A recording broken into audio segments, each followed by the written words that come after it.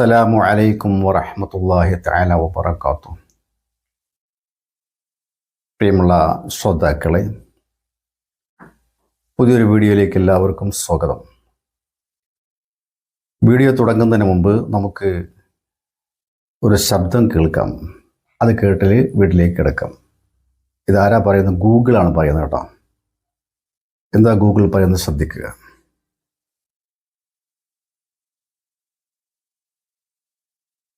Zumba dance എന്നത് Colombian ഡാൻസറും കൊറിയോഗ്രാഫറുമായ Alberto Beto Perez 1990കളിൽ വികസിപ്പിച്ചെടുത്ത ഒരു ഡാൻസ് ഫിറ്റ്നസ് രീതിയാണ്.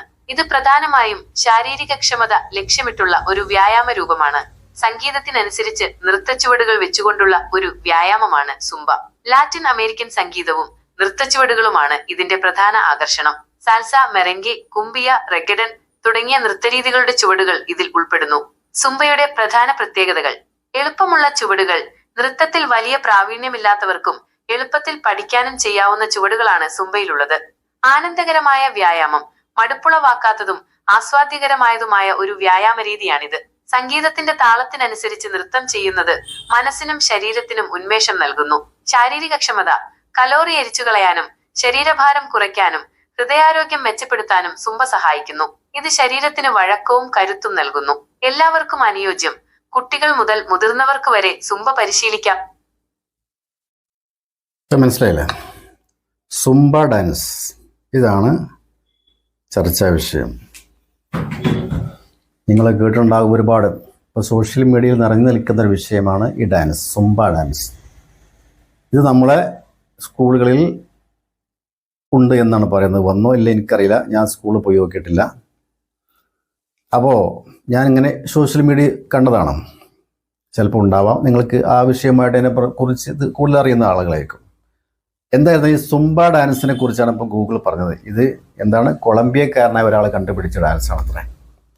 അപ്പോൾ നമ്മളെ സ്കൂളുകളിലേക്കും അത് കൊണ്ടുവരാൻ പോകുന്നു, അല്ലെങ്കിൽ കൊണ്ടുവന്നിട്ട് എന്നൊക്കെയാണ് അതിൽ പറയുന്നത്.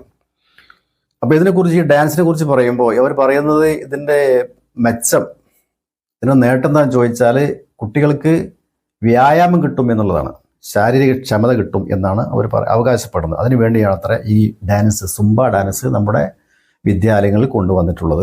ഓക്കെ, നമുക്കിപ്പോൾ ഇതിൻ്റെ അടിസ്ഥാനത്തിൽ പറയാനുള്ളത്. എന്നാൽ പിന്നെ സത്യത്തിൽ ഇത്തരം ക്ലാസ്സുകളാണോ സ്കൂളിൽ കൊണ്ടുവരേണ്ടത്? ഇതിനേക്കാളൊക്കെ ഗൗരവമായ വിഷയം അപ്പുറത്ത് കിടക്കുന്നുണ്ട് അല്ലേ? മയക്കുമരുന്ന് തന്നെ ഒന്ന് വളരെ പ്രധാനപ്പെട്ടത്. മയക്കുമരുന്ന്, മദ്യം പോലെയുള്ള ലഹരി വസ്തുക്കൾ ഉപയോഗിക്കുന്ന തലമുറ സ്കൂൾ വിദ്യാഭ്യാസം മുതൽ തന്നെ ആരംഭിക്കുന്നു എന്നുള്ളതാണ് ഞെട്ടിക്കുന്ന വസ്തുത. നമ്മളൊക്കെ സ്കൂൾ പഠിക്കുന്ന കാലഘട്ടത്തിൽ അങ്ങനെ സംഭവം നമുക്കറിയുമായിരുന്നില്ല, എന്താണ് മയക്കുമരുന്ന് എന്നുള്ളതൊക്കെ.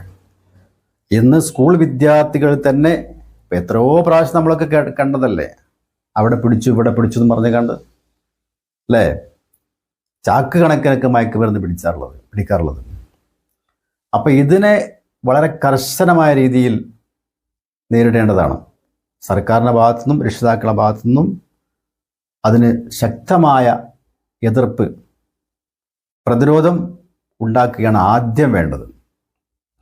ആദ്യം ഇതൊക്കെ വരുന്ന മാർഗങ്ങൾ ഇതിനെ അടച്ചു വെക്കണം അല്ലേ? പിന്നെ ഇത്തരം വ്യായാമങ്ങൾ കൊണ്ടുവരികയാണ്. അതിനേക്കാളൊക്കെ എത്രയോ നല്ല വ്യായാമം ഉണ്ടല്ലോ. ഇങ്ങനെ ഡാൻസ് എടുക്കേണ്ട ആവശ്യമൊന്നുമില്ല. നെയ്യപ്പത്തുന്നമാർ രണ്ട് കാര്യമുണ്ടെന്ന് പറഞ്ഞമാർക്ക് നല്ല അയോധന കലകൾ, നമ്മുടെ പാരമ്പര്യ കലയായ കളരി, അതുപോലെ തന്നെ കരാട്ടെ, കുങ്ഫു തുടങ്ങിയ അയോധന കലകൾ കുട്ടികൾക്ക് പഠിപ്പിച്ചു കൊടുത്തുകൂടെ? എന്താ കുഴപ്പം? ഇതിനേക്കാളൊക്കെ എത്രയോ നല്ലത്. അപ്പം ഇത് ആരുടെ ബുദ്ധിയിൽ നിന്ന് ഉദിച്ചു വന്നത് നമുക്കറിയില്ല. വ്യായാമമാണ് നിങ്ങൾ ഉദ്ദേശിക്കുന്നതെങ്കിൽ ഇതിനേക്കാൾ ഏറ്റവും നല്ലത് അത്തരം അയോധന കലകൾ പഠിപ്പിച്ചു കൊടുക്കലാണ്. വിദേശ രാഷ്ട്രങ്ങളിലൊക്കെ അതൊരു അവരുടെ സ്കൂളിൻ്റെ സിലബസിൻ്റെ പാഠ്യ പദ്ധതിയാണത്, ഈ അയോധന കലകൾ പഠിക്കുക എന്നുള്ളത്. എനിക്ക് ഓർമ്മയുണ്ട്, ഞാൻ സൗദി അറേബ്യയിലായിരിക്കും ഈ ഇന്തോനേഷ്യക്കാരൊക്കെ പറയുന്നത് ഞാൻ കേട്ടിട്ടുണ്ട്. അവരുടെ സ്കൂളുകളിൽ ഇത്തരം അയോധന കലകൾ ഒരു പാഠ്യ പദ്ധതിയാണെന്നുള്ളത്. അപ്പം അത്തരം കലകൾ കൊണ്ടുവരികയാണ് ഇതിനേക്കാൾ ഏറ്റവും നല്ലത് എന്നാണ് എൻ്റെ വിനീതമായ അഭിപ്രായം. ഇനി ഇത് പഠിപ്പിക്കുകയാണെങ്കിൽ തന്നെ എന്ത് ചെയ്യണം? ഇപ്പം നമ്മൾ പറഞ്ഞപ്പോൾ അവർ കേൾക്കുമല്ലോ. പക്ഷെ എന്താ, നമ്മൾക്ക് നമ്മുടേതായ അഭിപ്രായം പറയാലോ അല്ലേ? ഞാനിപ്പോൾ പറഞ്ഞുകൊണ്ട് ഇപ്പോൾ എല്ലാവരും അത് കേൾക്കുമെന്ന് ഞാൻ വിശ്വസിക്കുന്നത്. അത്തരം മൂഡിനല്ല ഞാൻ, അല്ലെങ്കിൽ സർക്കാർ അതിനെതിരെ ഒരു തീരുമാനം കൊണ്ടുവരുമെന്നും ഞാൻ പറയുന്നില്ല. പക്ഷെ നമുക്ക് നമ്മുടെ അഭിപ്രായം പറഞ്ഞൂടെ?